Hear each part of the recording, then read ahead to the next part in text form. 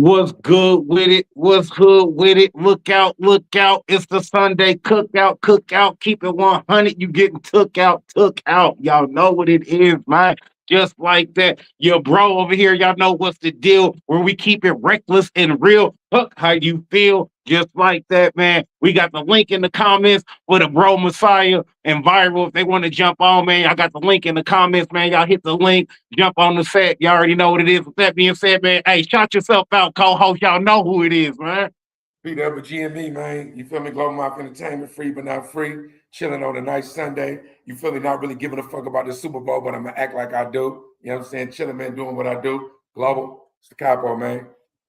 You feel me? Shouts out to Lou, man. Definitely appreciate the bro jumping on, man. We just waiting for Mr. Viiral himself and LBC Messiah to jump on the building, you know what I'm saying? Get on the panel and shit. You know, we go ahead, get into the menu real quick of what we got coming up, man. Hey, appetizers, man. Appetizers.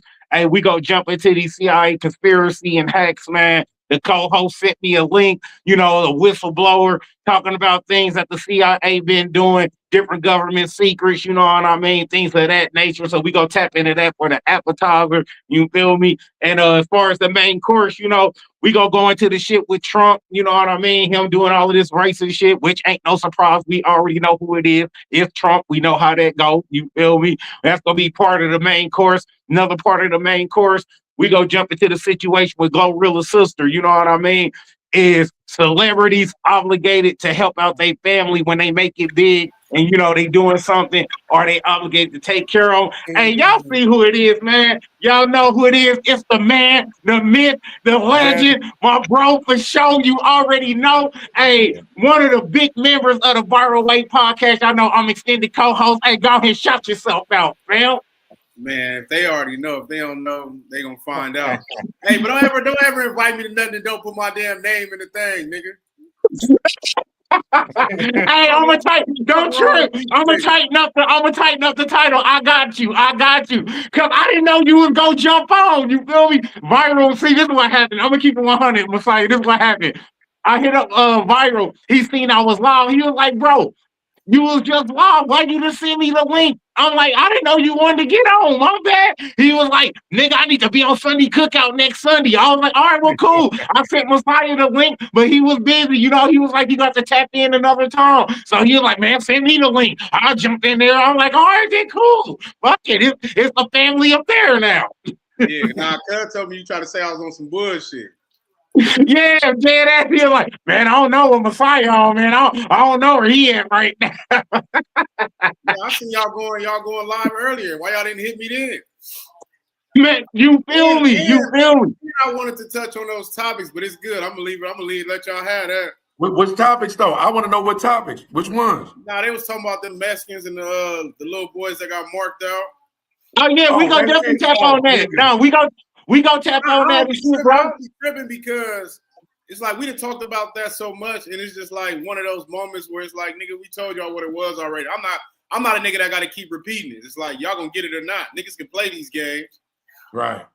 No, but at the same time, Messiah, this is what I was just on Viiral, you know what I'm saying, podcast saying. This is what I was just on y'all podcast telling Viiral. Like, one, why the fuck are y'all out of bounds and y'all unequipped? Y'all ain't got nothing on y'all.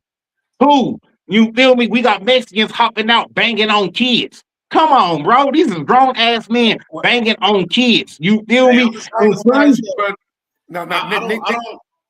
say this. When we was kids, and we've been talked about this, we was getting banged on by grown men. And niggas was rocking though. No, but niggas was rocking though. You was niggas didn't give a fuck. Niggas was going though. Nah, exactly. We was pressing grown men. We was getting into it with grown men. Not saying it's cool, but that's the level of the nature of the beast that you fucking with. So niggas, like you said, for one, you out of bounds. You out of bounds with no ratchet. And it's like, I don't know, cuz that shit is just wild. But niggas see what the fuck going on. But niggas just claiming shit too, though, that they really don't even know the history of no more. So it's like even the big homie shit, like even where I'm from, but we don't even call them big homies. We got folks, you know what I'm saying, shit like that, nigga. But ain't nobody really, like, either the youngsters ain't accepting it or ain't nobody solid enough to be giving it. Or motherfuckers ain't even taking the time. Like, just, and I don't know how old you are, but in my generation, even your folks out there, niggas was still on go. And I'm not saying that it's right, wrong, or the other. I'm just saying if you own that shit, be on it. If you're gonna be on it, be on it. Nah, yeah, you definitely can't have step, especially when you're a young nigga out here. Hell Especially nah. you trying to be in the public eye. You can't play with it because those situations, those are times it happened. That's exactly what happened to you. Yeah. Right. And you could have died right then playing. Like playing. Because at first the nigga was like, oh nigga, I'm from you was banging your shit. I was like, okay, it's about to go up. Then once you got pressed, the nigga said, fuck where you from, it was over with. Right. Nah, that's real talk because a lot of people was trying to use the excuse of, oh, these is kids. Bro, I was off the porch with the torch at 12, my nigga. So your age ain't got nothing to do with once you start putting that rag behind your back, nigga, you gotta be on go mode at all time. TTG, nigga, train to go, nigga. Nah, that's facts, but it is weak when you get to a certain age and you start to see like you pressing a nigga that you know that's, I mean, you know what I'm saying? You pressing kids that's go get somebody that's on what you own, and they supposed to be on that. But even then, that's just you looking for an easy W. I could agree, but let's just say this. Let's just say us. However our age group is, we see some stupid little niggas in the hood. And like, we about to go fuck with these niggas. Look at these niggas bitches. And we rock up on them, but it's on camera. And it sound like we really about to smash them, but we already know they hoe ass niggas. We just talking shit. We might have been lit on whatever, just pressing some young niggas. Get your stupid ass out of here. Wasn't gonna do nothing because we already know they hold up. So it's like, let's just say the grown men I was pressing them, everything is about perspective, bro.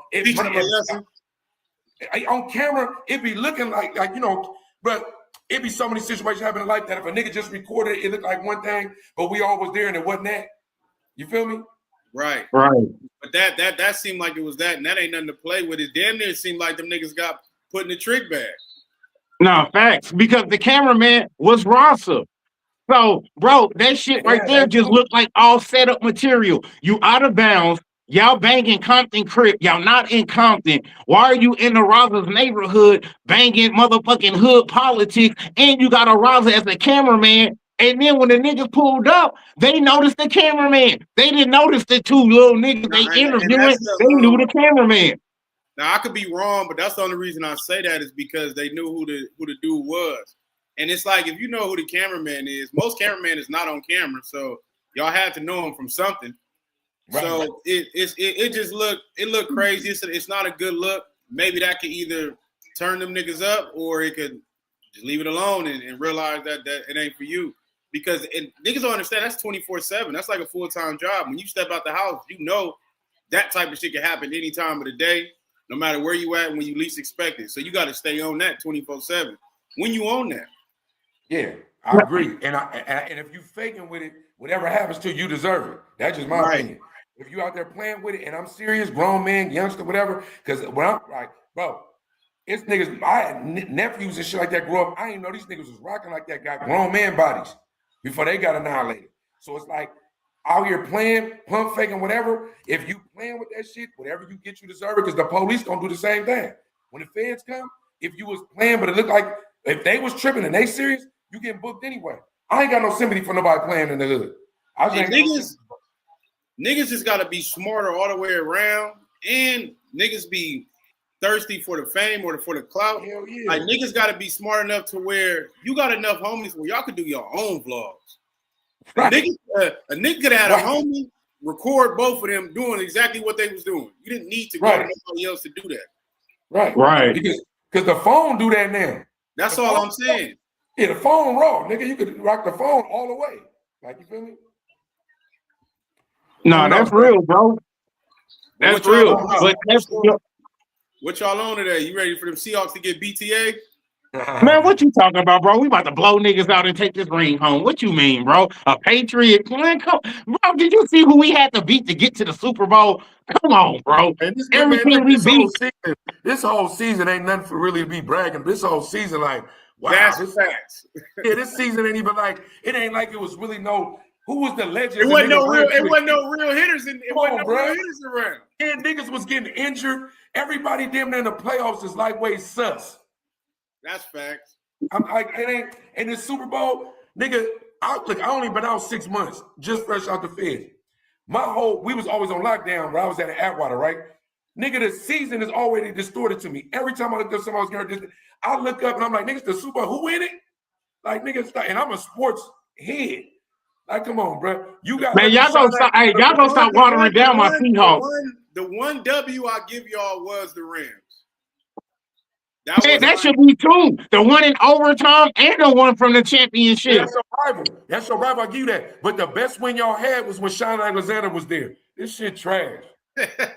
Nah, man, y'all better put some respect on my Seahawks, bro. Way back to Shaun Alexander, Matt Hasselbeck. Hey, Shaun Alexander was a joint for sure. But besides the little error, you know, y'all cursed yourselves when y'all lost to Brady and them that year. Yeah. We about to make up for that today. That's why we about to go and put this BTA to New England today to make up for that motherfucking 2015 shit. No, I got Seattle. And for saying all the things I just said, only because it's the West Coast, I'm a Tuck rule nigga. The Tuck rule happened. I can't like New England forever. You feel me? I'm saying I do respect that somehow they got there, right? The Drake May nigga, I was telling it was a nigga we was talking about. Drake May, what's the other nigga got drafted the same class as him? What's the other Wood got drafted the same? The other Wood quarterback, my boy from Denver, right? I used to have a debate about Nix. Knicks. Which one was gonna be raw? And the nigga they was down on Drake May. And I was like, Bo Nix do got the athletic shit and all that, but I feel like Drake May had the size and shit, right? But shout out to New England for getting there. I really don't know how this happened, right? Somebody had to give me a play-by-play, but the whole AFC. But I'm gonna give it up to good coaching. They like one of them teams. They remind me of like a basketball team, like the everybody know how to play their role. What I mean is like the Warriors. Like an OKC. Not even the Warriors, because the Warriors got Steph, they got real hitters. But I mean more like, what's the team that just won? OKC. Yeah, OKC. OKC. They're a good team, but I still don't believe in them niggas. But you got a star, y'all all play Team D. It's really like a team thing. And then the star do what he do, but other times other niggas show up. Right. Yeah. Right. I can see that. Now, all right, so let me ask. So since we talking about sports and teams, we gotta talk about these Sheagles. Bro. Because you know, that's the bros team. You feel me? That's his team. The Eagles is his team. Right, so let me ask you this, bro. What are y'all doing with y'all receiving core, man? What are we doing with AJ Brown? You feel me? What are we doing with Dotson, bro? I mean, did you not just watch AJ said he loved Philly? Did you not just hear him come out and say he's not going nowhere? So, yeah, but he loves dropping the ball and shit too.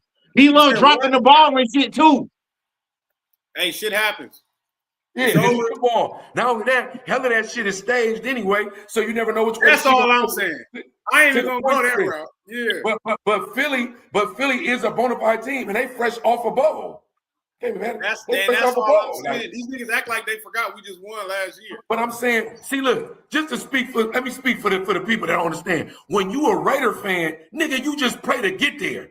So when niggas be crying about they there, what happened, nigga, you there. Once you get to the playoffs, the whole season start over. It's a reset. We seen niggas like Joe Flacco. We seen a couple of niggas get hot when it count and get there. That's probably what we seeing right now with Seattle and New England. Niggas got hot. Niggas like who choked? Josh Allen. It's a niggas that he for sure choked. Right. So niggas that should have been there didn't get there. What? Pittsburgh beat Baltimore at the end of the season. Like it's like I've seen some of the shit. You feel me? So and we already knew Aaron Rodgers. We kind of didn't believe in that nigga. Cincinnati blew it again. What's some of the teams? But the Eagles still balled. Right. And we like I told you, we was gonna get rid of that offensive coordinator. Even though I'm not too happy with what the moves that they're making, but I'm gonna put my trust in them because we done been to 2 Super Bowls. You know what I mean? One should have won the first one, but that's neither here nor there. We'll be back. We'll be back before y'all show up again. What you talking about? We're going back to back next year. What are you talking about? We're not waiting. Your team not even built for next year. That's all I'm saying. Y'all got a lot you got to think a lot of the teams, niggas was hurt. Like he said, Lamar Jackson didn't play half the season. Niggas was still expecting them to do something. Joe Burrow was done. But on the low, he really don't believe it. But he really don't believe in Darnold like that. Because Darnold, he do his thing, but you know Darnold will be Darnold, though. That's what I'm saying. Darnold, I hope y'all play a high-scoring game because I don't want to see a weak-ass Super Bowl. And I hope it's like a shootout. But you know Darnold good for some interceptions. You know he good for that. Bro, hold on. Darnold has threw 0 interceptions all postseason. Listen, Zero. that means he do. Listen, let me tell you what y'all better bank on. That defense swarm like they do, right? Act like Cam Chancellor back there, right? Swarm like you do, Earl Thomas and them errors type shit, right? Do that, right? And hope Darnold manage the game. If it goes to a high score, if y'all losing, he gonna take chances. If it's close, he gonna take a chance. He gonna get picked off. Don't sleep on Vrabel coaching. He gonna take away y'all best, exactly. Y'all best wide receiver and make you beat him another way. Right. Oh, bro, we got enough weapons. We ain't got to just have JSN. We still got Cooper Kupp. We still got AJ Barner. We still got people that can make plays. We still got Jake Bobo. We still got people that can make plays without JSN doing nothing. We still got K9 in the backfield. Let's not act like we still ain't got K9. But you name dropping them niggas like you at the club, like telling who in the VIP. The squad ain't really, you feel me? Come on, bro. Let's keep it real, bro. The squad is mediocre at best. You feel me? You know what I'm saying? Y'all got there. We gonna clap it up. We gonna go for the West Coast, though. We gonna go for the West. You feel me? You know what I'm saying? Other than that, we know y'all. If you don't get one now, we don't know when we gonna see y'all. Bro, we got a top 10 offense and the best defense in the NFL. What you talking about? Defense got you there. We over here nice. We nice. Defense got you there. Defense. Exactly. But I told Joe Bro that. I told Viiral that. I told him defense wins championship. He didn't want to listen. He thought it was gonna be offense because Rams had the best offense. We had the best defense. Defense wins championships, not offense. We're gonna see. Let me ask you this, Messiah. What do you want to see? I was gonna say, what do you want to see your Eagles do? Like, what are the moves you want to see them make? I'm straight with my team. All I wanted was different play calling. That was it. And trusting Jalen Hurts more and allow him to do what he needs to do to make him play his best game. Run back to our RPOs. Go back to the shit that works. Not this dumbass running Saquon up the middle and then you throw on 3rd and 10. Right. Now, I was going to ask you that, too, because, you know, like, even though I'm not an Eagles fan, I do fuck with Saquon. You know what I'm saying? That nigga's a hell of a talent as far as a running back.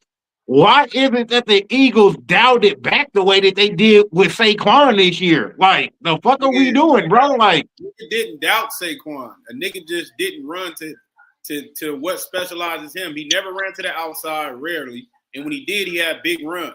You don't run for 2,000 yards and then just have a decline like that when you get a new offensive coordinator. That's all it was. It was bad coaching. And I'll tell you this too. We know how shit go year to year, right? Whenever you do something one year and you excel at it, every team you play after that keys in on that. So let's say every team, their defensive scheme was, nigga, stop Saquon and leave it up to Hurts. That limits. If you put 8-9 in the box, that limits that. So you gotta, like you hope, like you said, play calling. Fuck that. Let's run Saquon out on his out route. You feel me? Let's get him on the slant route because once Saquon got it in his hands, it don't matter where he get it. That's when he's dangerous. So that do go to play calling, but just also defensive do. They key year to year. You already know they a copycat league. They key in to key players. Last year that nigga was raw. Every defensive scheme I guarantee you had to do with stop Saquon. That nigga was a home run hitter in the Super Bowl season for sure. Nah, that's facts. And everybody, but we got too many weapons to not be executing. That was my biggest point. Like too many niggas on that offense where we getting shut down by weak, mediocre teams. So it was just like it was terrible play calling, in my opinion. Yeah. No, I feel that. I ain't gonna lie, nigga. When we lost, nigga, it was like, nigga, weight off a nigga's shoulders. I ain't got to hear nothing else. It's over. Get y'all shit out the way because I already knew, but I can't sit there and pop that to y'all. Like, I still gotta rock with my niggas no matter how bad we doing. Right. No, I feel that. Now, a topic I want to touch on and shit, you know what I'm saying, Messiah, is, all right, we see what's going on with the whole Glorilla situation, Bro-Rilla, you know what I'm saying, her sister / brother. Let me ask y'all this. As far as being a celebrity, if you are a celebrity, you making millions of dollars, are you obligated to look out for your family? Is that something that you're obligated to do? And if you don't choose to do that, are you a bitch nigga for not looking out for your family? What's your opinion on that, Messiah? For me, I mean, everybody got different ways about themselves. You never know what people been through with their family. But for me, it's automatic. It's a no-brainer. I'm going to take care of my family. That's part of being a man, a part of what you're supposed to be doing. So regardless of that, I'm gonna take care of you. But I do have my you never know how they was growing up with each other. They probably don't even really like each other. So you blew up, and how much is this person support you? How much are they doing? I think you should look out for your family. But they made it seem like Glorilla been capping about what she been doing for the family. That's where you go wrong. Right, right. I mean, me personally, I feel like this, you know what I mean? It goes, I mean, I'm gonna kind of, you know what I'm saying, go off of what you were saying. I mean, it depends on the relationship that I got with you. If we tight like that, if you will support me when I was trying to get to this $1 million level, or if you just started fucking with me once I hit the $1 million level, you know what I'm saying? Shit like that. So, you know, it just depends on the relationship and all of that. But at the end of the day, I feel like, yeah, you obligated to take care of your family to a certain extent. Now, not everybody in your family. We're not talking about third cousins, aunties, brothers. We talking about immediate family that was struggling with you, that was going through the days with you, and shit like that. And it's like, if you was the one to make it out your family, I never understand people like that. Like, yeah, you should make them. You should give them the opportunity to work hard. Like, they might not have the same work ethic you. They might have the same mindset as you. They might have not the same opportunities as you, based off of who you are and how your environment molded you. Now, you made it out. Why would I want it to be? If I knew how hard it was for me making it out, why would I want it to be that hard for you to watch you go through the same shit? Like, nigga, we made it. So, of course, I'm gonna open the lane up for you, and I'm gonna just tell you to pass on the same way to other people, the same way I did for you. Right, right. Now, I feel that. What's your opinion on that, co-host? Well, this is how I look at it, man. First of all, I'm gonna give everything context. I'm gonna piggyback on what both of y'all said. First, I'm gonna start with you, Messiah. You said the realest thing I feel like you said was you don't know how they came up, right? And we both know in families, from cousins to brothers, siblings, even moms, dads, like however the dynamic be, it be some fucked up shit going on sometimes, right? Not only that, you might have been trying to bubble when your people were saying, nigga, they ain't never gonna work. Right. I don't fuck with you like that, or you stupid as fuck, or I don't support you, right? So it'd be so many dynamics that we don't know. Now, to give shit a little context, like I run 4 pages, right? 3 of them I just only post media. I didn't posted hella shit with they back and forth. I posted old videos of her Glorilla fighting and do other shit. I didn't posted shit from where Glorilla was talking a year ago. I think they said a year ago about how her sister used to call CPS on her mama when she was 12 and blah, blah, blah. My point is that it's so much going on, and we both know Memphis is up, right? Anybody that grew up in certain ghettos, it'd be up, family, whoever, whatever it is, right? So, yeah, if my family was pure and they was fucking with me, and from when I was nothing, they supported me all the way, bet I got you. If I got family members that I knew had talent, whether I don't give a fuck from admin to being an artist, and I could hire you on my shit for you to work and get the residuals off this, bet. Yeah, my mama, my daddy, shit like that, they fuck with me off the rip. Y'all birthed me. I got you, right? Me and my siblings, we'll see how that go. Because a lot of people, put it like this, I did 19 straight years in prison, bro, right? Got out after 2 years, was doing hella shit with music and all that shit. Hella motherfuckers wasn't supporting a nigga. Let's say I bubbled. I was doing my thing on the street level and whatever else, right? Right. I bubble, I get up. Do I owe my niggas? Do I owe my family some shit? And they didn't, when I was down or whatever the fuck was going on, they wouldn't support me. Am I supposed to just turn around and support them? I mean, to me, fuck no. For what? Like, right? Now, if it's opportunities, because I ain't no hater. If it's opportunities, nigga, the love of strangers always, I don't know no nigga on this cast, but the love I get is from niggas I don't know. Right. The love I get be from people I don't know. Facts. That's facts. Like, you know what I'm saying? And that's one of the biggest things. The reason I say is those type of things is complicated because some people probably had siblings that they didn't even fuck with when they was down. So it's right. So it's no different if I fuck with you when I'm up. But just for me, myself personally, I'm gonna take care of my people, and we're gonna move accordingly. But that don't mean I'm always like I'm obligated to owe you anything. But let me ask you this real quick. So one of the things is, whether it's true or not, allegedly, that she did cash moms in them out, right? Now, I don't know about the sister. Cash moms out, and then when the money ran low, this is from the sister, the Glorilla's mouth. When the money ran low, it wasn't no more money. So do you subscribe to the theory of, okay, I hit you off, and then when you either say you spent it and some time passed by, you fucked up, whatever, or you still doubling back with dough?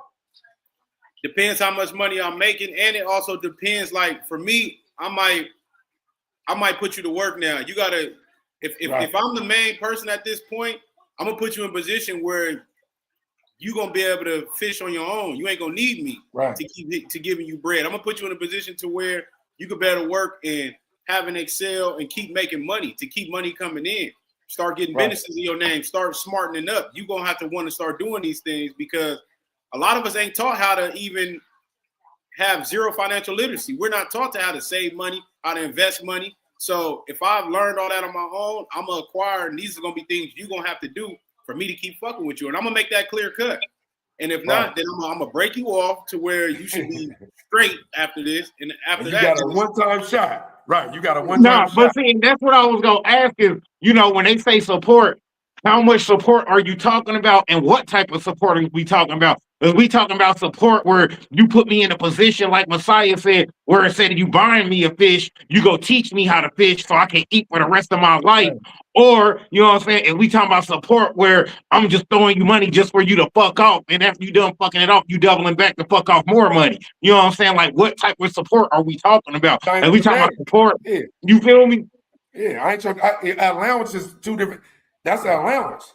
My kids or something like that, maybe they can fuck me over. Even my bitch. If my bitch, my wife, if she feel like if I'm doing that with her, okay, bad. That's my household, right? But it's just that the outskirt people, bro, like you gotta believe that people be having a sense of entitlement. It's like, bro, right now you could be doing this every week and people feel like you got it because they watch you on every week and they will really expect for you to foot bills that you may or may not want to come out of pocket for or be able to. Like, you feel me? Right. Everybody is going off what shit look like and not really what it is. So even in Gorilla case, this bitch ain't really up like that right now. Right. Hey, bro, Dub, I'm glad you said that, bro. Not to cut you off. I'm glad you said that. You feel me? I'm gonna let you land this shit. I'm gonna let you land your plane. Go ahead. I just want to interject with. They looked up Glorilla's net worth. Her net worth is only $2 million. That's her net worth. That's so how really much money is she really making if she only got a net worth of $2 million? Right, but you ain't really up. Your credit, that $2 million plus you own your got like you got a lot of shit on your credit. You should be able to rock a whole lot of shit that's worth more than $2 million. But we know worth of $2 million is not $2 million in your pocket. But if you know I rock $2 million worth right now, just with the value of $2 million that I'm certified, I'm really worth $5 million because I'm gonna make that $2 million in credit and do whatever I gotta do. Blah blah blah. Right. At the end of the day, what do you do? Because the sister that's talking about her online just got motion from this. She got motion now. She playing on shit. They got commercial. This bitch was just doing a commercial, did a little skit. She got motion now. So even if we just say, fuck everything I just said, this world's so weird, bro, that you can step out and whatever your sister was good or not, you could dish your family member online, gain support and traction, get motion, and make money off of it. That's the world we in. So you could really be a slime ball bitch. She could be a slime ball. Glorilla could be a stand-up bitch and she be a slime ball. But the way the algorithm and the matrix works is whoever they choose to be applying their shit, it is what it is. So really, it's all really viral. YouTube rec. I really respect the way you said it personally, right? Because if you got a bum ass family member. Even speaking to you, I could just talking to you. If you got a bum ass family member that ain't fuck with you, no steps away, you ain't giving that nigga no dog. You ain't giving that nigga I mean, I'm gonna keep it 100. I'm gonna keep it 100 just because of the type of person I am. Even if I had a immediate family like brothers, sisters that I didn't really rock with, I'm gonna do something for you only so that way you can never say, hey, my brother blew up and didn't do shit for me. Oh, my bro did this and didn't never do shit for me. Now, regardless of what you do with that bread, I don't even care. You feel me? I'm just doing this to better my conscience as a person. Like, hey, I wasn't on no greedy shit. I wasn't on no nitpicking shit. I wasn't a shiesty individual. Hey, I took care of the ones that was raised with a nigga. And what you do with that bread? Now you're right. I like that point because I'm the same way. And I did some shit that you wouldn't have did for me, nigga, if the roles was reversed, nigga. and that just to show we nothing alike, right. nigga. Right. But like you said, you can stop your collar. You're right. Because you can be like, nigga, man, you know what I'm saying? You can always, right, you're right, on top. A nigga for sure, that's a good way to stunt. I subscribe to that wholeheartedly. Because at the end of the day, I ain't never owed nobody. I don't like to owe nobody nothing. Nothing. Right.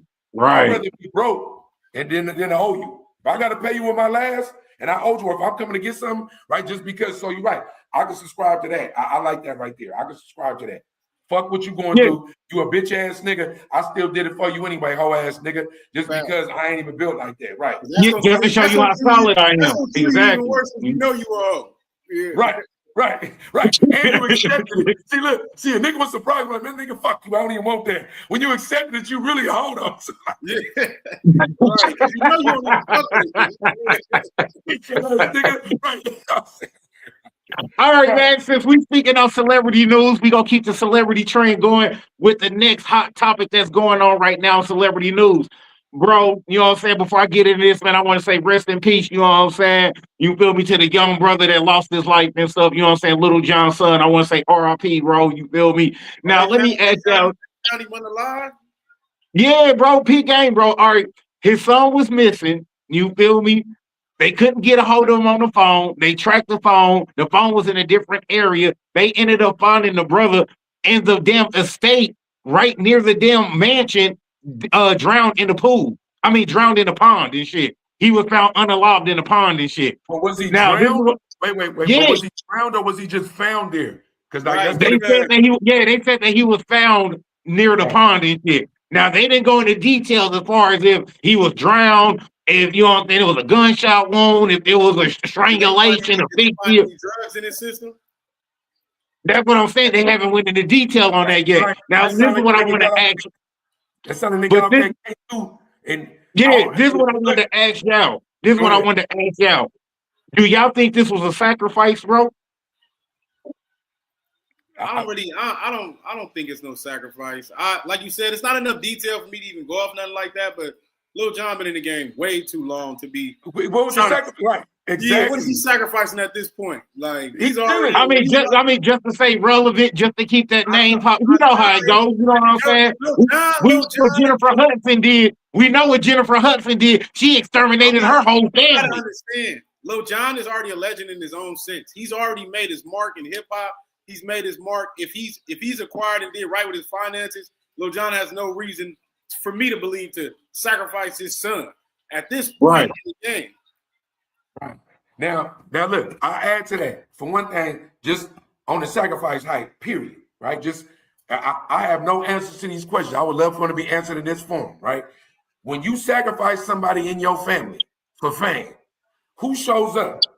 Does Satan show up literally in your real life or in your dreams and say, hey, give me your unborn child and I'm gonna make you rich and famous? Or is a white man in a suit showing up, a Jew boy? What's showing up for you to sell your soul to sacrifice for this life that we in? Now, that don't mean I don't believe that the Matrix is real. That don't mean that I don't believe that motherfuckers under mind control. That don't mean I not believe in a heaven or hell. My thing is that it gotta make sense. I know some people that done some shit on Epstein Island and all kind of other places that for sure is suspect, not a straight crime, and like weird as fuck. So I believe in ritual and sacrifice. But when it comes to niggas in rap, right? Or when it comes to niggas like Lil Jon, it's just specifically him right now, it can make, to me, zero sense because that should have happened 20 years ago. His son was like 27 years old.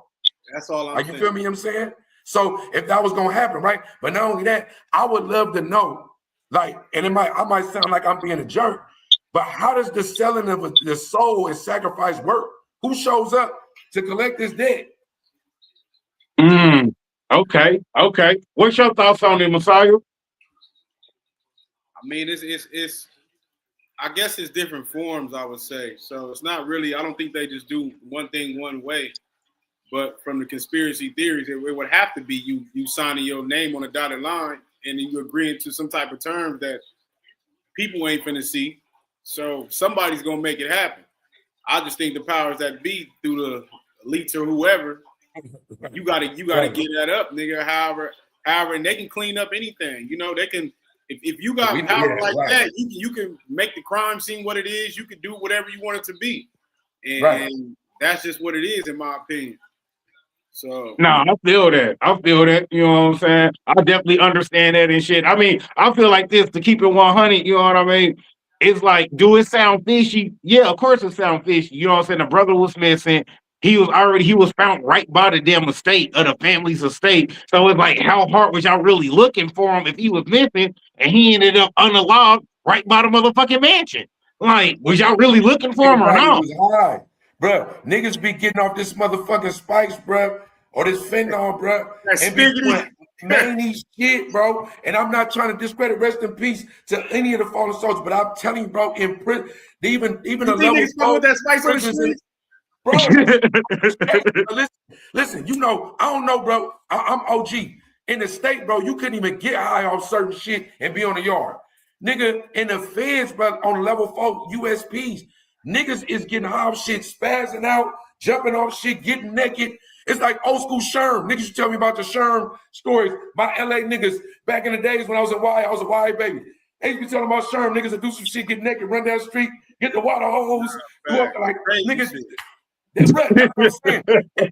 That spice shit is damn near like Sherm 2.0. Niggas be getting off that shit and spazzing the fuck out. I don't know a bro on that. I'm just saying that if you find a nigga missing, usually that means you either dead in jail or on dope. Right. And I don't know. I didn't see them when I was in the pen. I didn't see plenty of people have episodes off the spice, and niggas still didn't give a fuck. Didn't give a fuck. And you see a lot of niggas lose their mind off that shit too, for real. Bro, niggas that you knew was like cool, you would talk to them niggas and niggas be gone. It's like they always high. Like they always high, bro. That shit is crazy. And not only that, them niggas don't even be smoking straight K2 all the time, bro. They be smoking Raid and all that shit. I know a nigga used to make the papers and send it to county. He like, I should be spraying this shit with insecticide with Raid, send it down all the chemicals. As long as they high. He's like, but they don't give a fuck what it is as long as they high. That's it. Right. That's it. So I'm saying to the Lil Jon shit, I think it's too much. I think it's not enough information. And I think speculate anything else might be borderline disrespectful because Lil Jon seemed like he been a good nigga in his career. You feel me? I just don't see that. Lil Jon seemed like he spread the love from nigga where I'm from in the Bay, all over California, all the way down south. Seemed like he always been a nigga that kind of rock. Like, so I don't know, bro. I don't know. No, I feel that. I just wanted to get y'all thoughts and opinion on that. You know what I mean? So let's tap into this. You know what I'm saying? Messiah, I seen that you and Viiral was outside. I seen the brothers outside. You feel me? Kicking it. Hey, let us know what that was about, man. Get the people, you know what I'm saying, behind the scenes, the background, man. Let the bros know, you know what I'm saying. I seen you and the bro outside. Let them know what I'm talking about. I don't know what you're talking about, yeah. You know what I'm talking about. Y'all gotta go tap into the Viiral Way podcast. Nah, that was just supporting the homie though. You know the homie DW, shout out to DW. You know he had a video shoot and niggas was in the set. That's all that really was. That's really regular shit though. So that wasn't really nothing.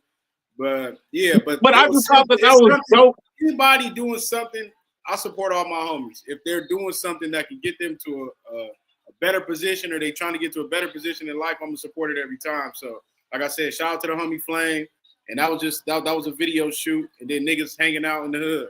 That's really what that was. No, and bro, it was just dope seeing that because you know, from most people's outside perspective looking in, brothers can't come together, hang out like that, you know, without it being some BS, some drama, some bullshit. And it was just dope to see a lot of love. It was a lot of love. Shout out to Lou, man. You late, but better late than never, though. Better late than never. Shut your motherfucking self out, bro. Yeah, what's happening, man? Viiral himself, aka the villain, because they hate me for my opinion. Viiral Way podcast on, man. What's the deal? Shout out my boy Reckless. What's happening? Messiah, what's the word? What's the deal, nigga? Cuz talking about you already know, man. Viiral Way podcast officially in the building. Me.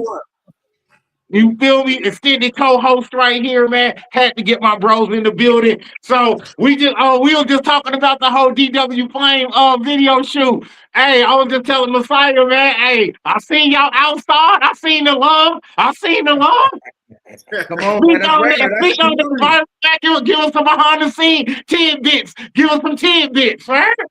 Come on, man. That's regular. That's regular. That's Same thing you just said. It's like niggas humble. Inside the section, you feel me? That ain't nothing special.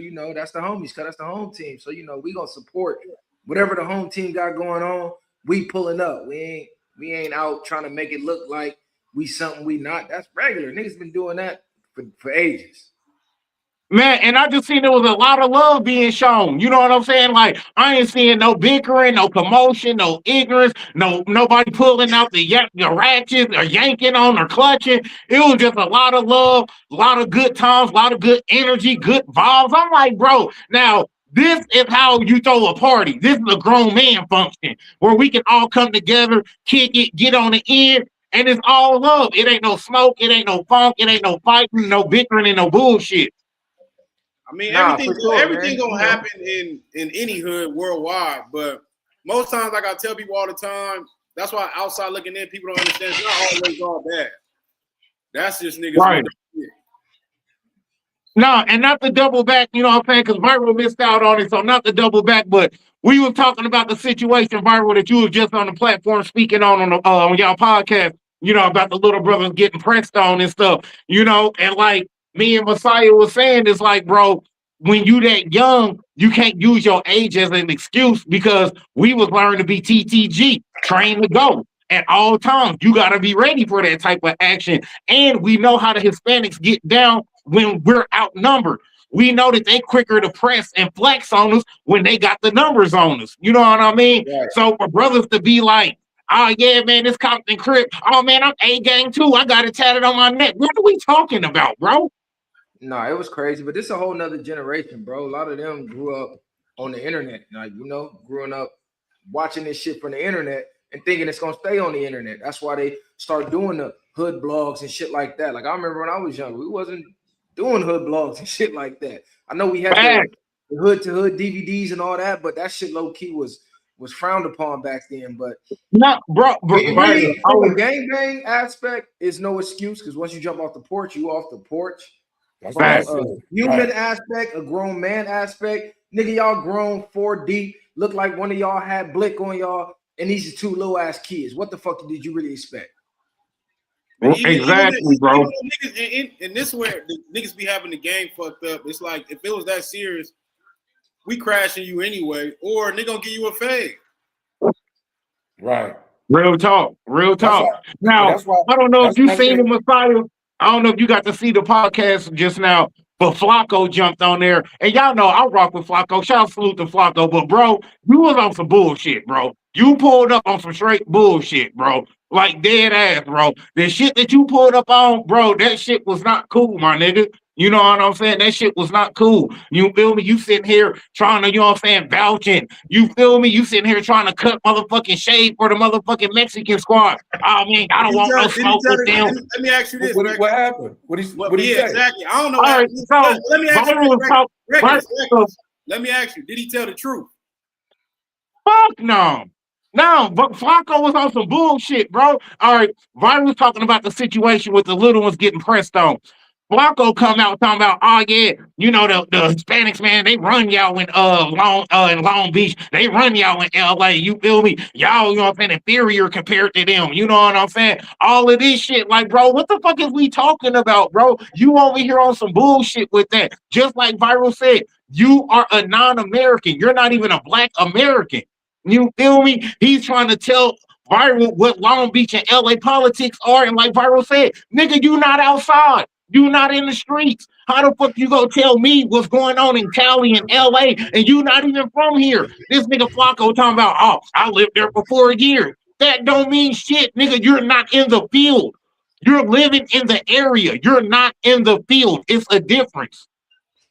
I don't even take Flacco when it comes to street opinions serious. He's clearly gonna rage bait you. He's clearly gonna go against the powers that beat when it comes to niggas in the streets. He wants to see that. So it's right. Like, and niggas doing those situations, he's waiting for an aha moment to prove a point. Like any grown Black man can go press some little messages and get the same results. Right. Exactly. Right. Exactly. And a nigga like that, you don't even take a nigga like that serious. Like anybody just talking, especially on his online shit, you let that nigga breathe that shit as if he was put in the same situation, you probably wouldn't even know. Like a nigga that just talk, not only that, even talking about Mexicans running niggas and all that type of shit. Listen, bro, I'm from East Oakland, California. I know hella Long Beach niggas. I don't know no suckers from Long Beach. I don't know no suckers really from out that way. And not only that, the beef that's been between Mexicans and blacks out there been so real, right? That I don't know if either side could say who won. Right. You know how much depth it happened just in LA County between the beef. You feel me? I'm saying, right? So a nigga named Skinny, a nigga Flock, I don't even know what the fuck you talking about. And you just shit like that. You just OG that nigga. You don't even speak on that shit. Right. Unless when it comes to those conversations, you just get the content. That's what you do. Yeah, just get the content. Exactly. Get the motherfucking content. Exactly. Nah, that's real. But you know, when you got brothers in Cali really going through shit, that's the type of rhetoric we don't need. You know what I'm saying? That's the type of bullshit niggas don't need to feed into, vouch for, even be listening to, because that's a detriment to our own well-being and shit. When we got niggas going against the code and saying bullshit like that. If just like Viiral told Flacco, nigga, you are a nerd. You are not a hood nigga. You not from the streets. You not certified. You can't speak on game politics and tell us what a motherfucking member need to be doing. He got on the live talking about, yeah, ODM, he an active gang member. Shouts out, salute to my bro, ODM Slim. You know what I'm saying? ODM Slim is not an active gang member. He's an Israelite. Speaking from an Israelite's perspective that had been in the field. But is he currently an active gang member? No. Was he at one point? Yes. You know what I'm saying? But Flacco trying to tell us, oh no, ODM, he's still an active gang member. How, nigga? How? You feel me? He don't even stay in Cali no more. He a dad now. He pushing content. He ain't active out here on the block, nigga pushing a hard line, politicking on niggas and shit, banging on niggas sets and shit. He ain't out here doing that. So how is he an active gang member? You know what I'm saying? Go ahead, Peter. Oh no, I was gonna say the way this shit's set up now, bro. You got to be a certain age to really understand what real activity is, right? That don't mean that young niggas ain't killing shit. But I'm telling you, if you go look at the stats right now, go back 10, 15, 20, 30 years, the murder rates was higher. So niggas is shooting up a lot of shit. Hella property crime is happening. Motherfuckers getting wounded and shit like that. But straight up old school throwback murder ain't really just happening like that no more. So really a lot of niggas just be talking. Like, you feel me? I'm saying even the penitentiary is not the same as it used to be in CDCR.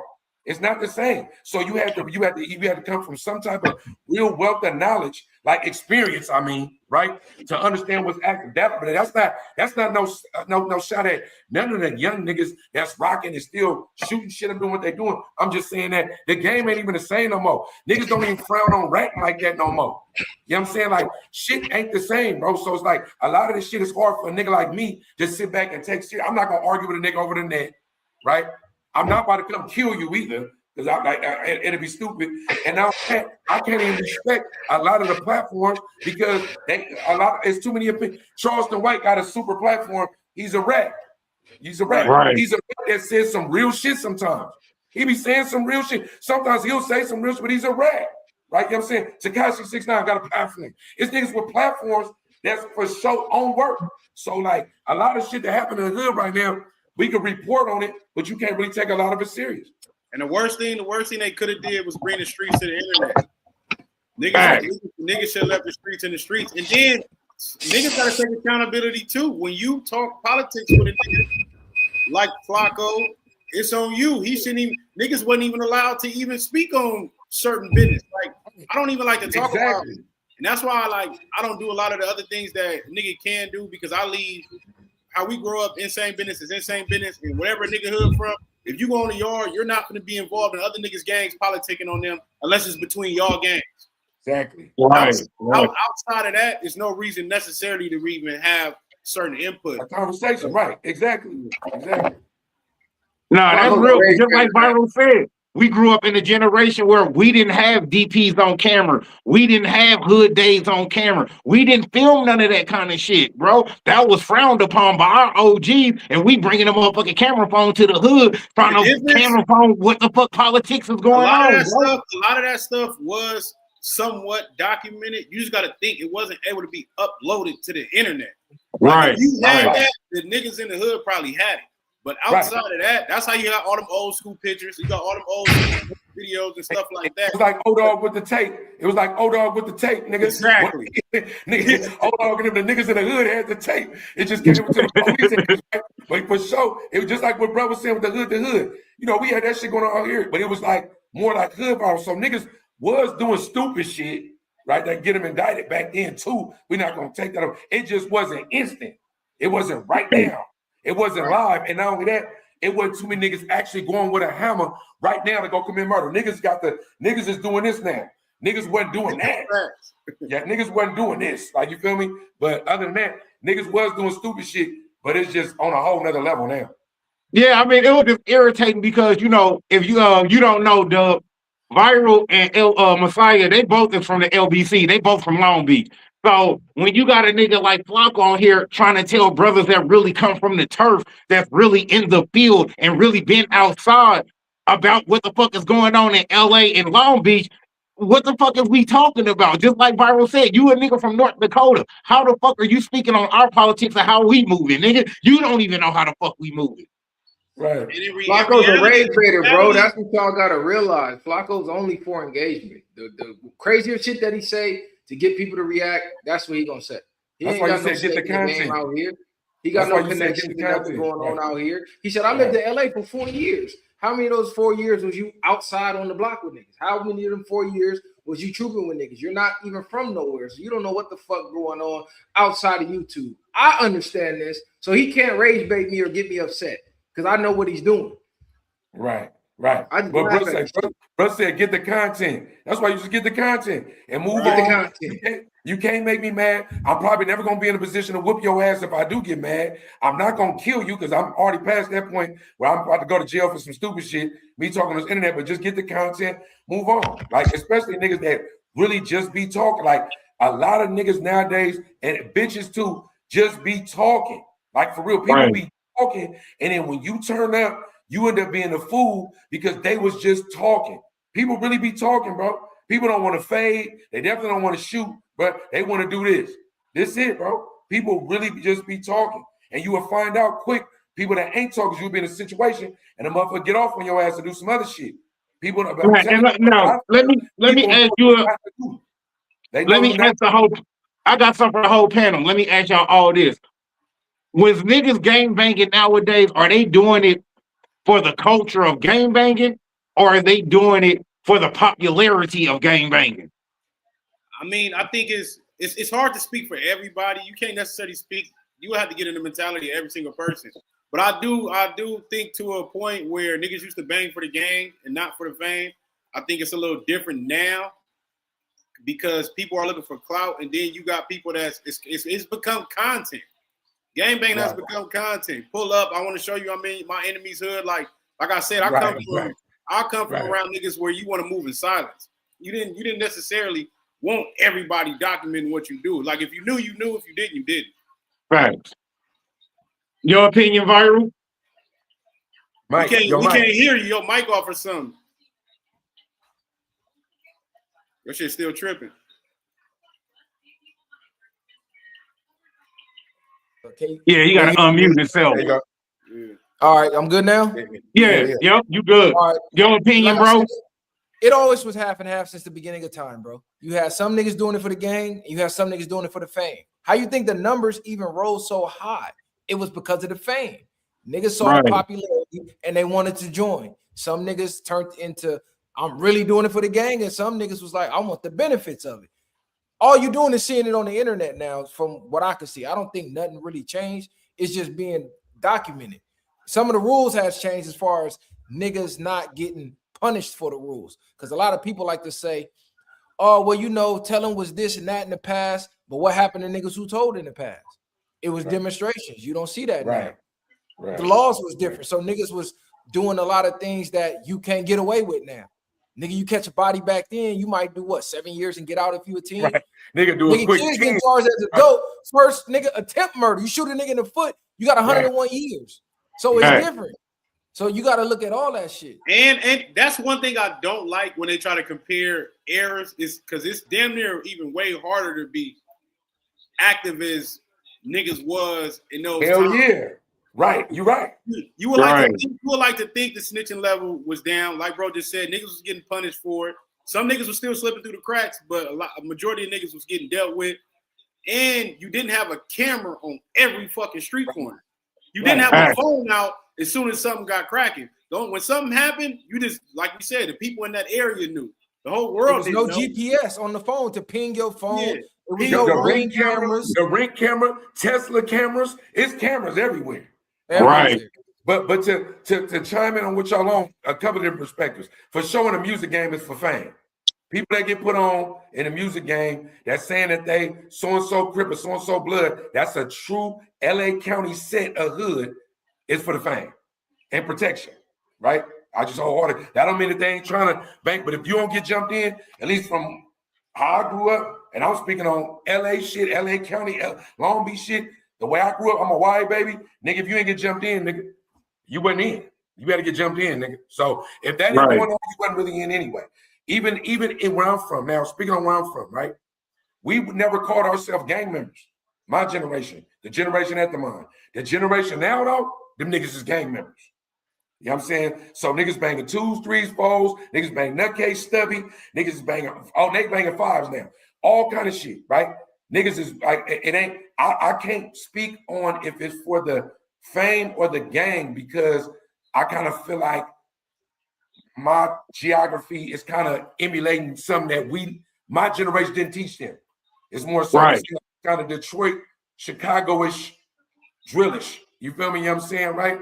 And I feel like that's kind of saturated a lot of shit. Where I'm from the Dubs, I'm from the Twumps, I'm from East Oakland, from the Murder. Me too. From the Duke. You had to be from there to do that, right? To claim your hood, claim your spot, claim your turf. Now you could be from the Dubs, you could be from 700, you could be from Richmond, you was Frisco, you could be fucking, and then it's all one unit that bang this one thing. That's a whole different beast, right? But them niggas is serious. Serious. They doing shit that we didn't do. We didn't drop the low. You know what I'm saying? We didn't, if I was coming to kill you, even if it was a throwback drive-by, you didn't know I was coming. You just had to be slipping. You feel me? I'm not walking. Now niggas is telling where you at right now. They dropping the low. It's a whole different thing. So niggas going live on Instagram. I'm in your hood. I'm in your hood. Right. But it's real. They could be at their grandma's house. Niggas is on the game. Talking shit on the game. This your op, but you on the game talking to your real true op right now on the game and talking shit like, nigga, I'm gonna kill you, nigga. This, and will really drop the low your grandma's house. That's some crazy shit. So I'm saying that to say that, nigga, I wasn't built like that. I'll merch some all day. I wasn't built like that. So I can't say that the young niggas now ain't for the game. It just might not be a game that I recognize. You feel me? You know what I'm saying? Right. Now, I know it ain't just about killing. It ain't just about going to jail and that shit. What I will say about the generation under my younger generation is it don't seem like it's about the money, like how my generation used to be. My generation used to be, and the generation after mine, a few generations, it was about that money. Nigga, if we beefing, it was because of the money, right? It might even be because of a bitch, but it was never just because I'm broke as fuck, nigga. But I do got 6 guns, and I got a striker that I've been rocking around, riding this whip that I stole for 3-4 months, and it's mine. I'm killing up or shooting up everything. The money ain't the same. Niggas seem like niggas about property crime and killing, but they ain't about no money. So I think I really don't know how to answer that question. It was for the game. This generation, they can't make money the same way they did in the 80s. Dope game, that's over with. Yeah. Robbing shit due to the cameras and shit, that's over with. And flocking is damn near over with. So the ways that the older niggas could get money and get rich off the block, the young niggas can't. But you know what the young niggas can do? We could slide. We got guns, like you said. We could slide all day. So now it went from a money game to a who got the most hats game. Right. That's currency now. I agree. Nigga, that's currency now. I agree wholeheartedly, right? Even though it was currency in my generation too, it's just that it was implied, not known. Like, you know what I'm saying? And then he for sure got a couple of bodies, right? Now, let me ask y'all this. The ones that's out here banging for the fame, are they getting that from their favorite rappers that's literally banging, and we know that they ain't got put on. We know they not from the hood. We know that they not cut like that because we done watched Soulja Boy walking down motherfucking Fruit Town Ave and damn near got his motherfucking top taken off. You feel me? So the ones that's banging for fame, are they getting that from their favorite celebrity on the internet? And even I'm not even saying that. It's niggas that really grew up in their section. And I'm not saying that they didn't get put on. I'm just saying in general, the motive behind why you're doing what you're doing might be different. So it's a lot of that. And even around, like when I was young, you had different niggas that did different things. You had some niggas that get money. You had some niggas that get bitches. You had some niggas that was like different pieces on the chessboard. Every nigga didn't do everything. Right. A lot of the shit that's going on in the hood, it's about 10% of niggas that's really actually chipping shit. So a lot of that is still a misconception. And I think that's where people go wrong. And niggas from the outside look in think every gang member is supposed to be on every single thing, even though they are according to the book. But a lot of niggas ain't moving like that. Right. Now we only seen boys in the hood. When situations occur, they don't react the way you think they're supposed to. It's because they haven't even been. Because actively engaged gang members look for shit. Niggas is looking to get into them the same way them niggas press them niggas is what niggas is usually supposed to be doing. So then you become, I want to say, numb or accustomed to those type of situations. But it's I feel that. So we all seen boys in the hood. Y'all riding with the homie, and y'all got the homie like, hey, let me out the whip. What's y'all views and opinion on that? Nigga, I'm letting that nigga out. Nigga, what you mean? You might be correct. Get out, because you might be the nigga to tell. Like if you ain't on that, but not only that, you might not only that, you don't even rock with niggas that you know ain't even about the murder game.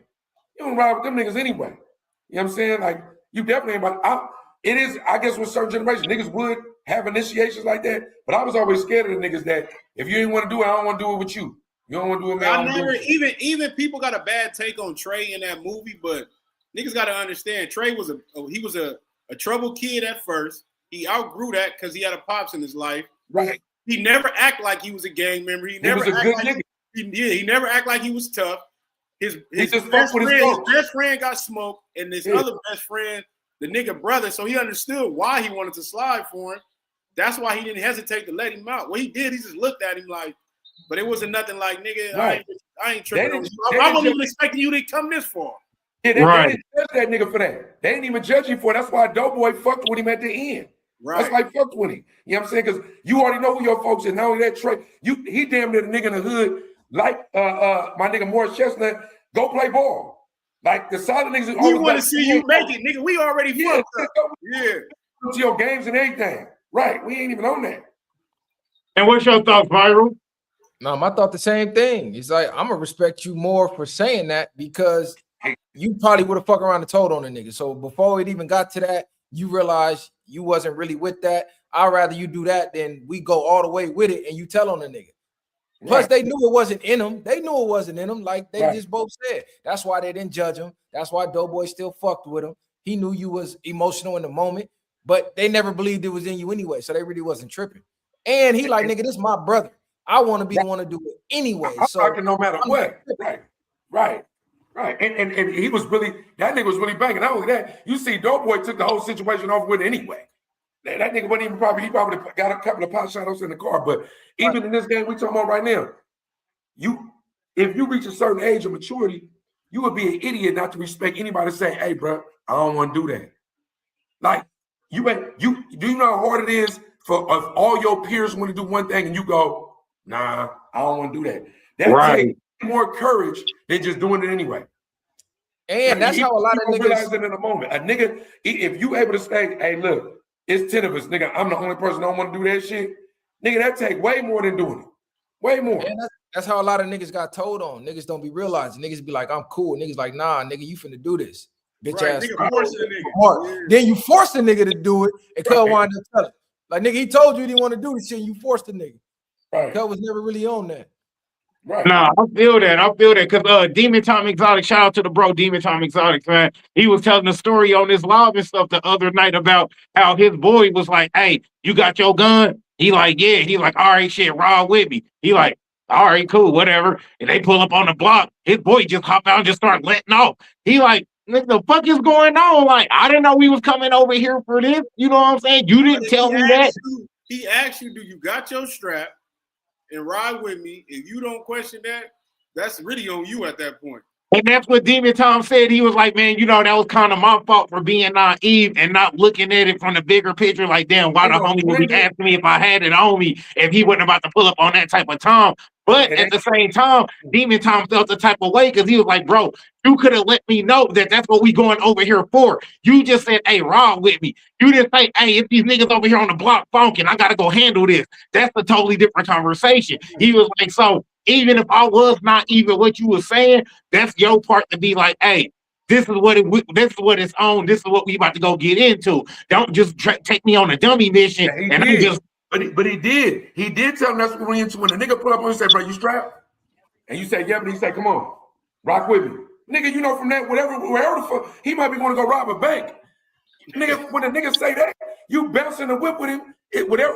Most niggas that usually bounce in the whip is on that time. If I bounce, if a nigga say, nigga, you strapped right now, Dub? Yeah, nigga, fuck with it. Oh, nigga, we about to go do something. I'm usually on that time. Yeah, right? I mean, at that point, you should be ready for whatever. But even on the ride there, you had opportunity. They both had ample opportunity to ask questions and talk about it. Right.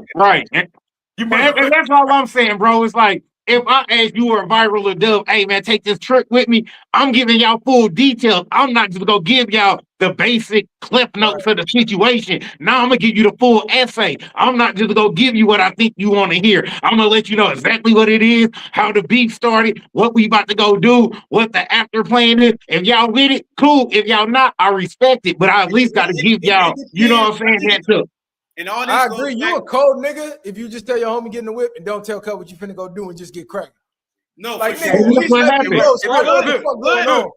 me say this though. Let me say this. You is a cold nigga for that. But if I ask you to ride with me, for the most part, this is what's going on. But you should let a nigga know so he know how to prepare. But you should know I'm a cold nigga. If I come and ask you, is you strapped in? I'll pull up to his Dub. Dub be murking shit or shooting shit or robbing shit or whatever.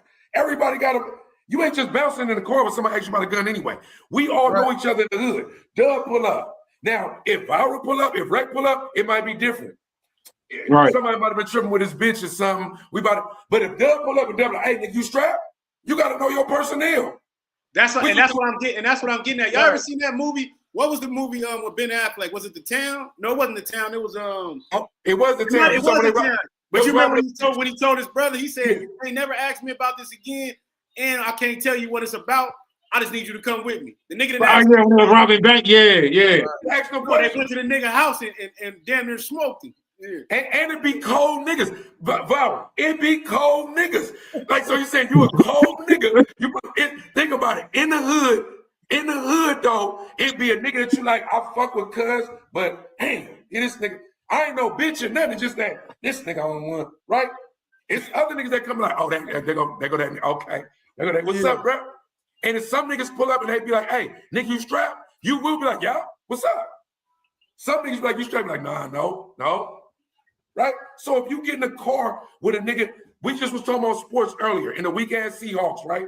We was talking about personnel. They stay off my team, bro. Y'all better stay off my team, bro.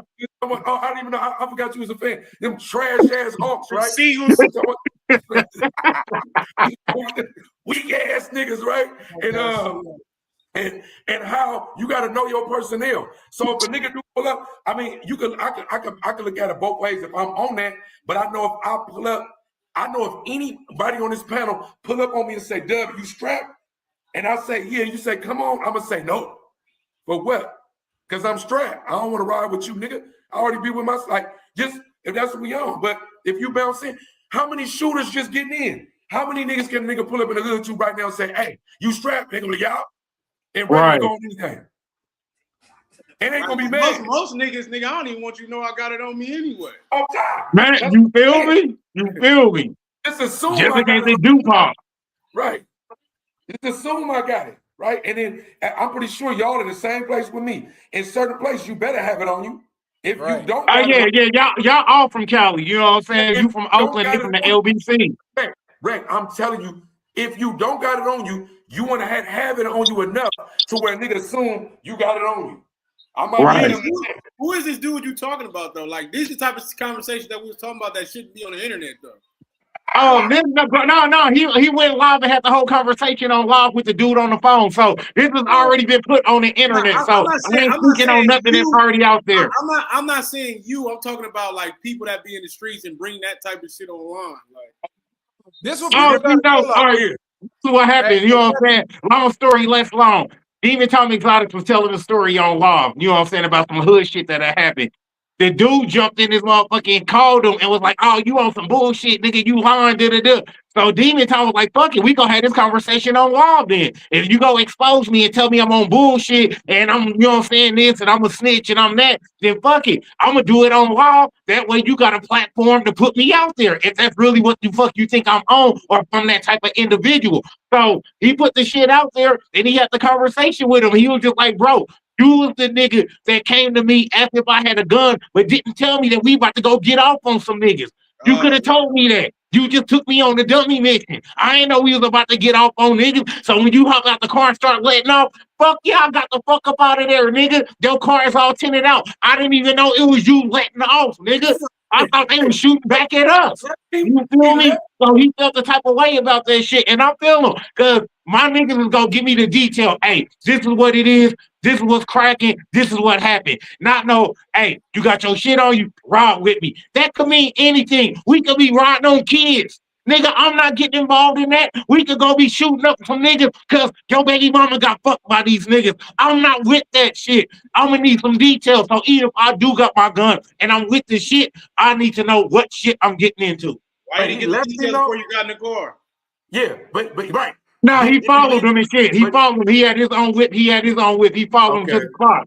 Oh, so when he started shooting, he got up out of there. Yeah. Well, nigga, that's what he did. What he did once he figured it out, he got up out of there. He did what he had to do. Like you feel me? But his boy felt the type of way, like, "Oh, you left me on stuck." No, nigga, you left me on stuck when you tell me what the fuck we getting into. Now the whole context, and now we just spoken all that, and the whole context is different. I'm thinking the nigga told you jump in the passenger seat or something. Exactly. That's why I'm like, y'all could have had the conversation. That changes everything. That changes. I'm in my own shit. Yeah, they were following each other. No, because I could pull up and you could say, "I want you to see this bitch. We going on a double date, right?" And I pull up with you and I see the bitch. I'm like, "Nah, I'm cool, cuz. I'm gone." We mad like, "Bro, why you fake? I need you to fuck with the nah, nigga." Same thing with that. Like, nigga, no, hell no. But not only that, bro, just know this though. For future reference, anybody watching this, somebody put up to you and say, "Ask you what you got," and you say you got it, and you go with them, expect the worst. Fact. So with that being said, we gotta tap in on this, and I'm not gonna disrespect the brother, because bro, Viiral, Messiah, when y'all had this brother on y'all podcast, I'm not gonna lie, bro. I felt the type of way, fam. I'm not gonna lie. I felt the type of way this nigga had me hot, bro.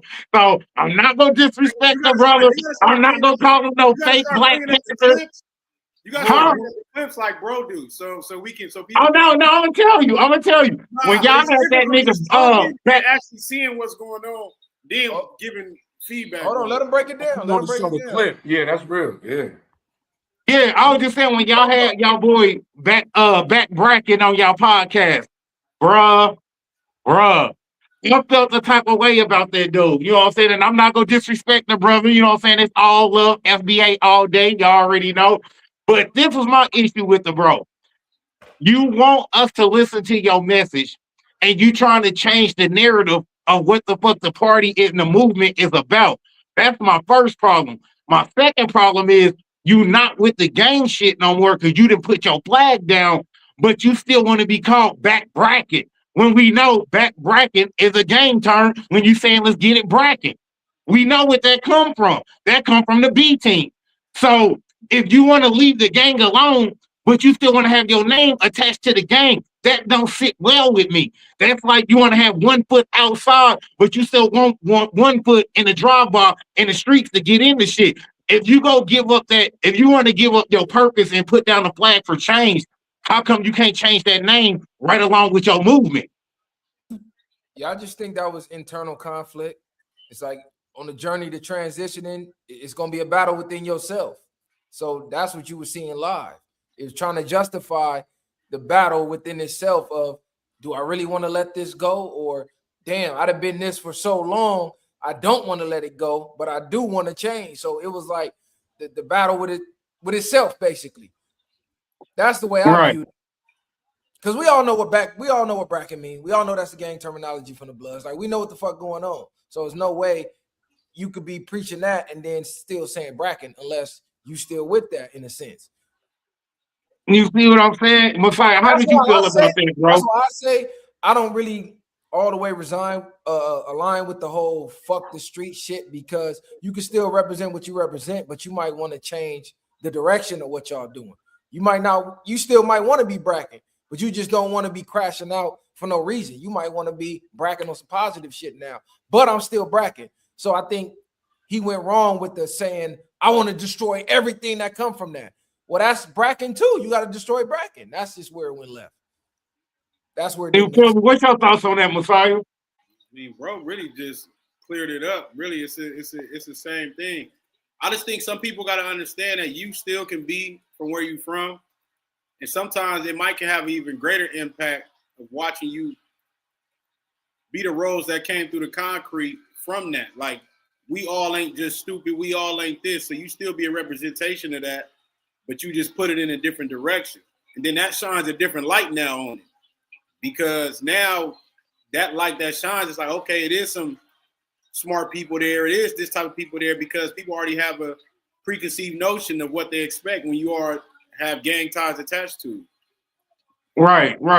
I mean, I just did like the fact that you want people to change and follow you on your message, but you're not even willing to change the title of your IG. You know what I'm saying? So it's like, how strong and how serious do you feel about your movement as yourself that you moving in if you can't let certain shit go?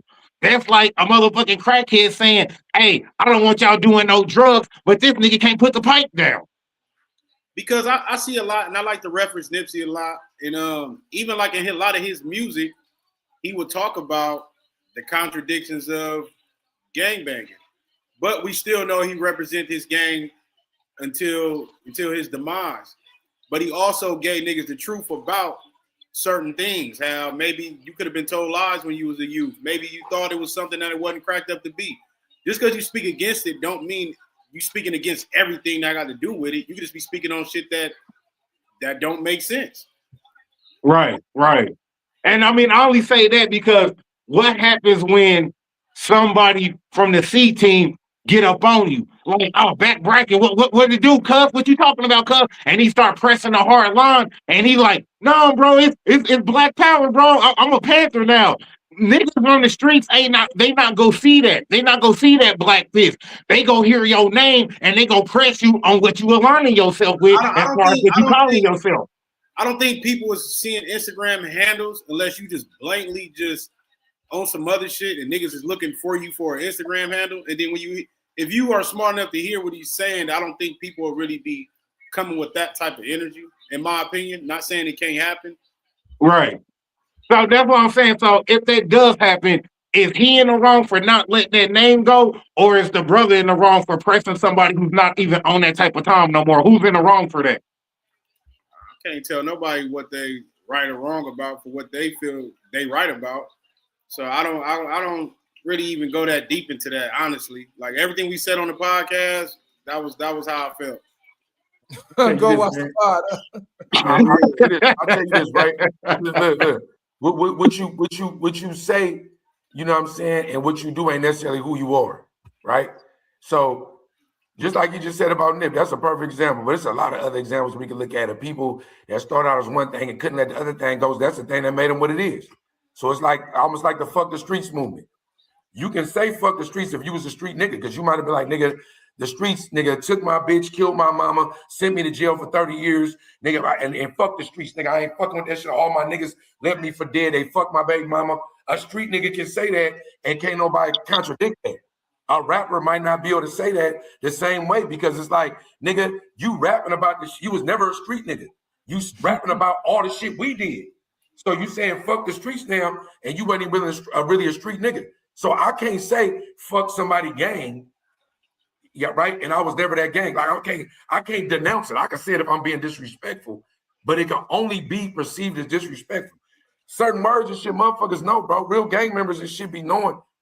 Like just hearing what y'all just talking about right now. Real gang, if he get pressed, it's because somebody want to press him, right?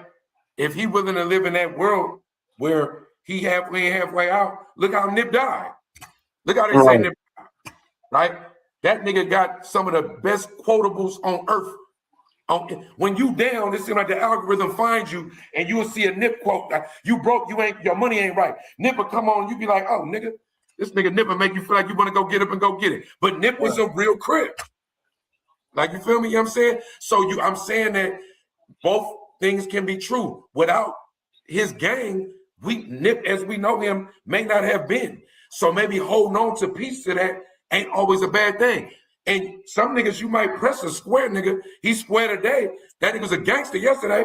That shit might just be dormant. If you don't know what that means that he might look and move like a sucker to you, but his gangster ain't never dead. He just waiting to get woke up. Right, so, that part. That's all I was trying to say. No, I feel that. You know what I'm saying? I just like, my whole point is this. If I'm pushing the Malcolm X movement, I'm pushing that 110%. If I got to change my name, my eating diet, you know, the people I'm hanging with, I need to hang with more like-minded people. Hey, I'm making whatever changes I need to make 110% to focus and align myself with the same movement I'm pushing. But when you got a hood name or a gang name attached to a righteous movement, it just don't align well. You know what I mean? Malcolm X, bro, remember, was a part of a movement that he believed in wholeheartedly and did 100 things for. Went to Mecca, found out that the shit wasn't even all real, went on his own shit, then he died. So you got to understand, bro, perspective is everything. The same type of shit that niggas be finding out about the streets. Perspective is everything. You feel me? You fuck around and be, as an American, all four of us right now have all learned the Pledge of Allegiance, how money works, but not how to make money, not how to save money. We all are indoctrinated right now. We all are slaves on a 4-panel thing right now, figuring out life, right? What you was yesterday and even what you represent today doesn't necessarily equate to what you're going to be. Right? You might walk, both of y'all are Crips, right? Y'all might say cuz every day, right? Y'all might say cuz every day, but don't want to kill nobody. But the term cuz, when you say it a certain way, especially when you take out the Z's, you know, cuz, when you say, I mean, I'm going to kill you or something to happen, right? But that don't mean that just because you still using that you want to go kill. Right. I don't mean that. But that means that you was raised that way. We doing, my thing is, Rec, sometimes you can't vilify a person for something you won't let go. When as an American citizen right now, it's things that you know you shouldn't be a part of right now, knowing the secrets that we know about life, and every day you represent them. It's almost like when somebody say, I'm a racist, I hate niggers. But if you look how many inventions we made. You using hell of them. Right. You have to let go of so many things that truly hate niggers. Right, bro, and Viiral just said that, bro. He just said that on the podcast, literally, bro. Like, all of you Hispanics, if y'all got so much hate for us, stop using all the products and inventions that's making y'all life easier. I didn't know that. That's the algorithm, though. I didn't know that. Bro, dead ass. He literally just said that word from word, bro. Great minds think alike. That's why we all together. I tell niggas, don't. If you gonna be on that, we always say that. Don't pick and choose. Don't go listen to no more Tupac. Right. Don't fuck with nothing that got to do with us. If you feel that way, because if that's the case, you got to look at it in reality. You don't feel the way you say you do, and then I've been around Southsiders in prison where them niggas that try to feed me on the low or certain shit where you like, hey, don't say nothing, fool, or asking me for shit. You know what I'm saying? And up you on when something about to pop. Hey, I ain't gonna lie, but you know it's about to be one of your homies. They'll let you know. Because look, I'm from the Dubs. North-A's, we share the same parts of our shit, share the same hood. They just like us though. When it comes to first of all, if we go back far, we know they just like us through DNA and blood. So let's stop it, right? We know that when it comes to women, rap, when it comes to everything, the look, the aesthetics, and all that shit, and even right now in this day and age, everybody say nigga. So anybody that's hollering that shit is probably his individual take on it. Now, I do know if you take within first generation families and shit like that, if a Mexican chick take a nigga home, her family probably gonna be tripping, right? But from a strictly good, like soil, it's almost the same shit. Now, in LA, I do understand that. I don't know how it is right now, bro. You can probably buzz me in on, but I know the SA to nigga ratio, like when it came to like togetherness on the streets, it wasn't always like that. But you could always find a few here and there that fuck with it though. Nah, you still haven't fucked with your people. And this is what people got to understand too. Like you was talking about earlier, like the influence of like being around more people. Like a lot of people are different one-on-one than they are with a crowd of people. Right. So some of these niggas' energy is going to adjust to what they think the overall crowd wants them to be. Versus by themselves, they probably don't even really feel that way. You know what I'm saying? So right. You gonna go with your group. And even look, I'm an older nigga. And me and you might argue one-on-one. I might be like, bro, we can, nigga, whatever, I don't give a fuck. But we argue in front of the crowd, I might want to punch you. And right. Exactly. Yeah. I got to now. I got to. Yeah. Just because, nigga, wait, this nigga think I'm a bitch? I didn't think that when it was just me and you feel me? We just was having a disagreement. So my point is the pressure never stops. You feel me? But you hope that you step into an arena and like, he probably don't know it, but I'll fuck him up. Right. He might not even believe it, but I'll fuck that nigga up. Like, you feel me? Right. You know what I'm saying? And it's on you to get that in yourself and walk away. It's just that in this game now, sometimes you just can't walk away from shit like that because you never know how this shit gonna go. Nah, you got it. At this point, you in a constant battle with showing improvement, especially in a constant, bro. Constant. Young nigga the OG. Right, that's why I just try to maneuver. Let me slide. If it look where it's gonna be, what time, what city? Nah, I'm good. Man, you know what? I'm glad you said that, Messiah. Let me ask y'all this. You know what I'm saying? This go for you, Viiral, and this was, you know what I'm saying, the whole panel question. Do y'all feel like, as far as Black folks trying to upgrade themselves and become a better version of ourselves, do you feel like our own people make it harder for us to elevate, or do other races make it harder for us to elevate, or is it our own people that make it harder for us to elevate? I think that all depends, because people that's living regular lives, they don't have a problem becoming somebody new. They can wake up tomorrow and be whoever they want to be. Now, niggas that you're held to a certain standard, you come from a certain tribe, you damn near looked at as if you leaving that alone or you leaving that behind. So niggas that's still full-time doing that expect you to be doing the same thing, nigga. So to answer your question, it could be just depends on your circle. Depends on who you are. It depends on the real type of people you got around you, because real people gonna want to see you doing better however you see fit. Right. So I think as in general in the space of this media shit, we are our own worst enemy. But as on a human perspective, you could be your own worst enemy, because when you get to a level of elevating, a lot of things start to just fade out of your life. Right. And you might get to all that shit. Right. Yeah. Right. So where you don't even got to do nothing, other people gonna do it for you, because they're not even gonna be able to be on the same time as you. They're not gonna want to be able to be with you no more. If you're a person that's smoking, drinking, doing powder, doing everything else, and then the time you stop doing that, niggas they're gonna want to be around the people that's doing that. Right. They don't want to be around you when you sober no more. Nah, you killing their high. You killing their whole shit. Right? Exactly. And look, me and my brother was talking about that very thing. Like, it's almost like if you Islamic, you know, you could read the Quran every day, but if you don't know Arabic, you never really truly understand it. That don't mean that you ain't feeling the love from it. That don't mean that you ain't getting no game out of it, but you can never get the full game unless you know Arabic. Because if you don't know Arabic, you really don't know.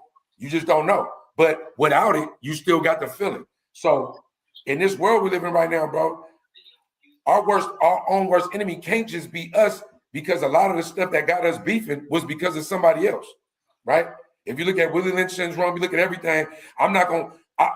People, some of our own people. I posted something today with a dude that was defending the monkey shit that got posted. The Bill Clinton. You talking about Tommy Sotomayor? Obama shit. Trump posted Obama and Michelle Obama as monkeys. Yeah, I seen that. First, it wasn't his post. A staffer did it. Then he came and admitted it, and he was like, "I ain't apologizing because it didn't mean that. It wasn't right." Blah blah blah. But a black dude came on TMZ and was like, "I don't feel like whatever his opinion was, like it ain't racist because it is this and that." But the point is that a person like him talking doesn't even understand that he's saying some shit That's not even an original thought. What he's saying is it's not like he sat back and said, Messiah, I disagree with you because of this.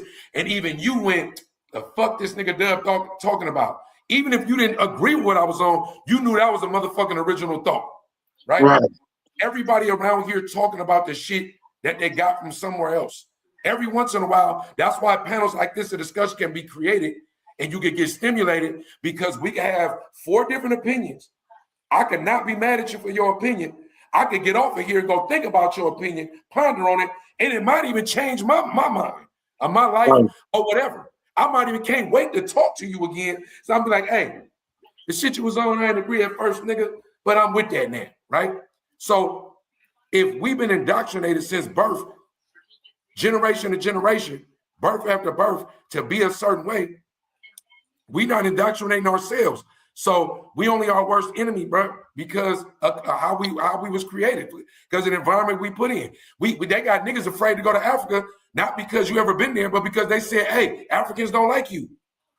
Right. That's what I'm saying. Like, is it racist because we say it's racist, or is it racist, you know what I'm saying, because of the image, you know what I'm saying, that it's portraying and shit? Because to be honest, you could put our heads on any fucking animal, you could say that that's racist. You know what I'm saying? Any animal, you feel me? With hair, with fur, with 4 legs, 2 legs, you know what I'm saying? Like, you could put us on anything and it'd be racist. So is it racist because we feel like it's racist, or because it's been told to us by the people or the bigger masses that, hey, when they call you a monkey, hey, that's racist. You know what I'm saying? Do that come from us, or do that come from the bigger picture? You know what I'm saying? As far as society.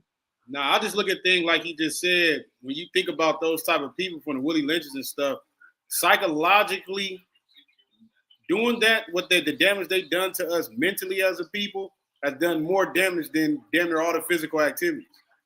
And not saying to negate anything from what our people went through, but mentally we are still damn near enslaved to a point. Ain't no damn near. Say it. We are slaves. Facts.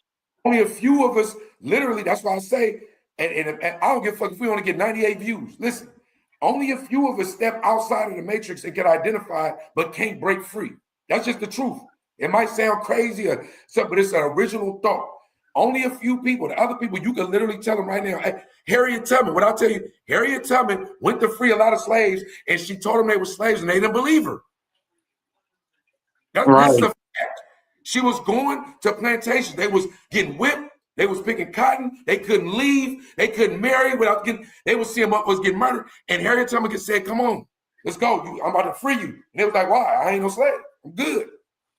Think about how many people you know right now on earth that you could tell them some bona fide, it could be your sister, your mom, your girl. You could give them some game on something that is certifiable. And they'll go, that don't sound right. They could go get on Instagram 30 minutes later in the same game or some opposite could pop up and they gonna believe that. Yeah, fact. Only because it came from you. Right. Yeah, the only reason I used to be mad. I didn't got in arguments with Sellies that I'd have been with, giving them all the juice, all the sauce.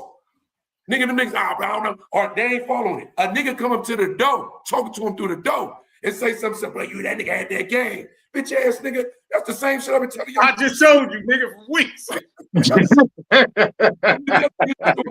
So it's like, but the racist shit though, Rick, the racist shit you gotta understand. The racism shit is more of a feeling. You could go somewhere and go to a cashier and somebody could make a gesture towards you and they ain't even call you a nigger or nothing. They didn't show no monkey. And if for some of you feel like this something, this ain't it. And only we know it. Only we understand that. That's why when you say it out loud, people are, oh, here you go again. But you really know it though. Right. And people cannot believe you. So if you look at a monkey, just not only that, you go through the history of what the monkey means. For sure, putting a nigga's head on a monkey is a blatant. That's why if you think Trump posted it because it had to do with some voter fraud shit, but he didn't post it because he was racist, then I don't really know what to say to you. Anybody that posts something like that as a wood, a 70-some-year-old white man, and post 2 black people as a monkey? Oh, no. I mean. But what I've learned, what they going to do a lot is project. They going to project everything that's about them and make it seem like that's us. And if you think about if you go look at a monkey or whatever, a chimpanzee or anything, what do their features really look like? It don't look like us. Look Right. like them, from the lips to everything else. Right. Like, monkeys got them thin, like, you know what I mean? And they, paper they cut put ass that on, lips. right, Yeah, they put that on exactly. us, though. Put that on us because they don't want it. But even when it was a dude earlier talking about carbon, I see you too, curly headed Neff. I see you. You know what I'm saying? All praises due. At the end of the day, right? My thing is, bro, is that all that shit is all put in us, right? All it was a dude earlier talking about that we made from carbon, and they not, right? So like it's bro, me and Reg be talking about the Anunnaki and the Sumerians and all that shit, right? But it's just so much proof in the world that most everything in our head is to make us to whatever our superpower is to keep that shit dormant. Right. I don't even want you to know you got it. I don't even want you to know you got it. I don't even want you to know. What's the other stuff in their DNA? Was it the Neanderthal shit? Right. Animals they got in them? Cro-Magnon, all whatever. Look, it's like, bro, it's like I'm telling you, you can see the superhero shit happening with us. I was just talking to a colleague about this. Take us away from sports right now. We don't got no ownership of none of that shit, right? Just even just for black people, which is minority ownership. The major three sports, how many black owners are there, right? Right. How many opportunities do we get to be majority owners? Blah blah blah. But take us away from the sport. We were just talking about Colin Kaepernick the other day, right? A nigga that just did what he practiced free speech and this and that. Trump came and made a statement about a motherfucker like that should be thrown out the game. Like, you feel me? All that shit is slave mentality, but that's because when you constantly subdued, it's just like on a plantation, bro, where somebody will tell you right now, nigga, Massa would have never had me, nigga. Nigga, I would have been, what you mean I would have been, what you mean that nigga, I would have been one of them niggas. How can you say that when, put yourself in that time where you just seen your brother get skinned alive? They just took your wife and your kid from you and separate them. You see another nigga, they strung him up and stuck some shit in his ass and cut his dick off. First, you got to step into the world and go like, if I seen that, would I be a rider or would I be a slave? Right. Because you don't know. You really don't know, right? Just like right now, everybody on this panel cannot truly be a rat. Right now, 100% unequivocally, you know and believe you done went shot some niggas. This gang ain't right. But if they took you to Guantanamo Bay, waterboard you, put some pins in your motherfucking shit, stuck a curling iron on your dick, would you be a rat? You don't know. The odds is pretty high, though, that you would give up all the information because before anything, you're a human being, right? So if every day they pouring shit in your head, making your heart feel some shit, they telling you because cuz is darker skin than me and other brothers lighter skin, I got good skin, he got bad skin. He got good hair. We all stay in the hood in the slums, but because he stay in this part of LA County and Bruce in this part, nigga, I'm more superior to him. I stay in West Oakland, dude stay in East. Bro, all that shit is programming. Like, literally. So if you program, literally, if right now I could put my right hand over my heart and say, I pledge allegiance to the flag of the United States of America, and to the, nigga, I ain't said that shit in the form where they taught me to say it since elementary school. And the niggas still know it. But I still know it. Right. I still know it. So that means that really, and I know I'll be trying not to go so deep sometimes, but really anything we doing other than going, hey, bro, you hungry? I'm gonna feed you. If I can't give you no food, I'm gonna give you this and all of this, because that's what we got. Other than that, bro, niggas ain't nothing we doing real shit. Right. You gotta survive. I get it. You gotta get that paper, because that's what the status quo is. But maybe you should learn about money. Able you should learn about why in school they didn't teach you what credit was. They taught you 4 quarters equal $1. They didn't tell you what to do with the dollar.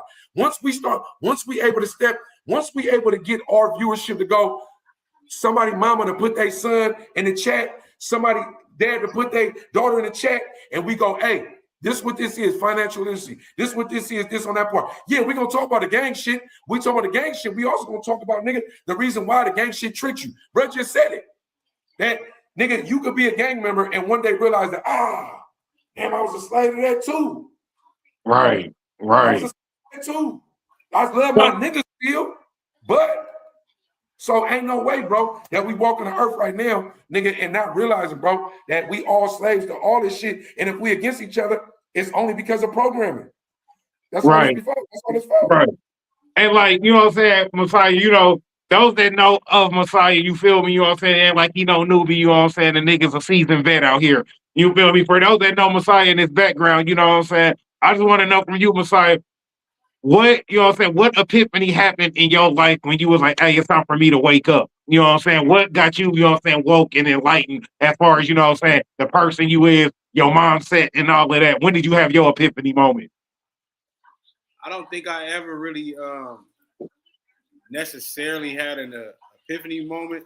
I low-key like to think I was like born looking at the world a little different, because there was always some things as a kid that we used to deal with or see or I used to speak on, but I couldn't pinpoint, or I even couldn't put in words for people to understand, like how I just knew certain things. And I always use the same examples, like when you start recognizing the patterns of, oh, when they use the we talked about this before, like when they say speaking of the devil, like it's not a coincidence that you could just think of somebody and then they pop up or they call you with certain shit. Yeah.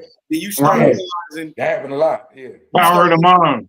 You start getting to deeper those things. And then even just doing certain things in your life, like mentally putting your mind on something, but you don't stay in that state of mind is what I'm saying. So Macy has been like a in and out. But even me doing when I'm living foul or certain things, I always mapped out shit, looked at shit differently. I think the biggest thing that got me, like I tell you all the time, I started that made it more clear is when I started reading more and I got into I think I told you that book with David Icke, The Truth Will Set You Free. I had learned about The Secret, and my biggest what started really going down that path, it was James Allen as a man thinker. Then that started, like, I always like been interested in learning shit, because the nigga just wasn't the average dumb nigga. But once I got into that bag, I just like, especially then you sitting down in prison, that make you reflect. If you are trying to really rehabilitate, you got to rehabilitate yourself. So you gonna have to. It's just school. It's school without the bitches. If you do it right, If you do it right, it's a campus without the bitches. And you got to dig. And a lot of people don't never have time to sit down and deal with themselves. Most people run from themselves. That's why you see people high 24/7. That's why I see people off drugs, or you don't have that time frame to sit there and really manage why you are the way you are and try to know why you are the way you are. So I think once you dive deep into those things, then you start to see shit a little different. And a lot of pain to wake you up. If you experience a lot of pain in your life, that'll wake your game up. For some people. No, that's facts. That's facts. So let me ask you this, Messiah, because I asked Dub the same thing. You know what I'm saying? What's the difference between brothers like you and Dub who done made a mistake, y'all, you know what I'm saying, paid y'all debt to society, got out, became a better person, evolved, woke up, became a better version of yourself, compared to the brothers that still stuck with the institutionalized mentality to where they come out, end up making the same mistake and go right back in? What's the difference? What's the major difference between the two? And how do we keep the other brothers, you know what I'm saying, from going back in to keep them out, you know what I'm saying, and wake them up? You can't keep nobody from going in or out. They only can do that themselves. And it all comes down to the mindset. At least in my opinion, it's the mindset. A lot of us deal with, it's a thing called cause and effect. A lot of us deal with effects, and then you deal with more effects. They never go to the cause of why things happen. It's like, and taking accountability, you got to be 100% with yourself on that, because I've been told on, I've been a lot of things, but the baseline of it, if I wasn't doing what I was doing, I would never been in the position I was in. Even though I blame everybody else and say, well, I only got caught because of this. I only got caught because of that. And you got caught because you was out here moving crazy. So I think that's the biggest thing. And I mean, you got to want more for yourself. You got to have some type of purpose. That's the only way I see it. But I'm not necessarily going to say I'm better or I do something too far off. It's just, it just depends on how you choose to live. That's all it is, mentally. All right. No, I feel that. You know what I'm saying? And you, Doug? Oh, I just feel like almost what he said, two things. What time did the Super Bowl start? Yeah. It don't matter. My team go win. Shit, y'all ain't got to worry about it. Ain't nobody gonna win with the Seahawks. We ain't finna be on here for 3 hours with the Super Bowl on. Yeah, but what time did it start? Because I gotta go find the Super Bowl. I gotta slide. But look, right? But I'll tell you this, look, the power of choice is underrated, right? The power of choice, right? That learning that whatever you choose, however it ends up for you, who gives a fuck? So if you choose something, somebody beat your ass, or you choose something, you go to jail, or you choose something, you end up being just a regular dude. Having the power of choice is the most significant thing, the most significant power, and the largest amount of currency you could ever have, especially if you have a great power of discernment, right? And when it comes to your choices, that's the best thing you can have, because even if you make the wrong choice, you can still go like, fuck it, man. That's what I said I was going to do. That's what I said. Like, you feel me? I'm saying it's almost like playing sports. You thought you was going to hit that A-hole. You should have hit the B-hole. You didn't, but you get to pick the ball up and get your help. They can run another play for you. At the end of the day, it's what it is, bro. And when you in something where you feel like you ain't making no choices, right? Whether you in a gang, whether you in prison and the police tell you what to do every day, whether your bitch winning your life, whether whatever the fuck it is going on, and you wake up one day as a man, especially, and you like, damn, nigga, I really ain't made no choice for myself. That's just what make niggas go crazy. That's why you make your motherfucking choices. You live with the motherfuckers, man, and whatever consequence happens, you already know what it is. No, I feel that, man. You already know. You feel me? I know everybody got things to do. So before we jump out of here, man, Viiral, he MIA. He the only nigga that's gonna get on the show, then go MIA on the show. Like, nigga, you feel me? I'm gonna kick him in his fucking ankle when I see this nigga. You feel me? But hey, before we jump out the building, man, Messiah, go ahead and shout yourself out, man. Let them know where they can find y'all. Wait, you know, I already know, but go ahead, man. Season the people. Man, y'all go tap in, man. Viiral Way Podcast, man. IG LBC Messiah, man. Viiral Way or no way. You already know. Just like that. You already know. You feel me? I'll shout out Viiral stuff for him. You feel me? Mr. Viiral himself. You feel me? The villain, because they hate him for his opinion. Go and follow him on IG, man. Part of the Viiral Way Podcast also, man. Y'all go and sub up to them brothers on YouTube, man. Just like that. Run their numbers up. You know what I'm saying? They official like a ref with a motherfucking whistle. Just like that. Co-host, man, let them know, bro. Hey, Reckless. My bad, P-Dub. Reckless. Make sure you tap in after them Seagulls get that ass whooped, nigga. Now we about to win. Tap in live too, nigga. Nah, P-Dub of GME, man. Global Mafia Entertainment, free but not free. You can find me on @free but not free or @Global Mafia Capo. That's me, free but not free, man. You already know. Got a podcast on YouTube. Fucking with my niggas, man. We build shit, trying to build the empire, trying to go to Babylon.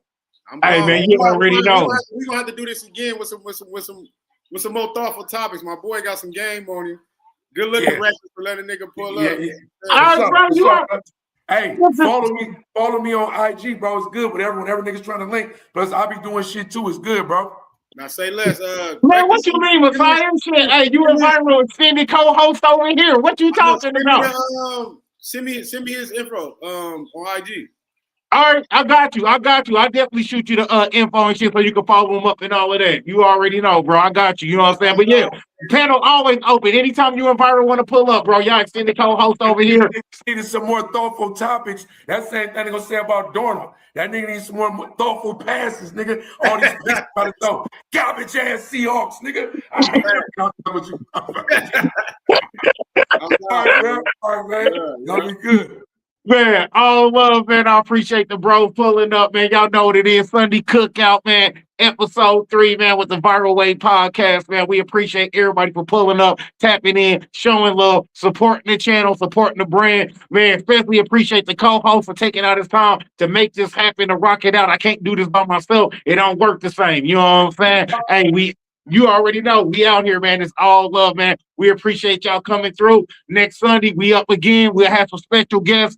Hey, you already know, man. We'll be right back like cracking the trap in all black. You know what I mean? Just like that. So until next time, man, shouts out to Luke. All love as always, man. Much respect, man. Y'all see safe and careful out here. And go Seahawks. We out here in the building.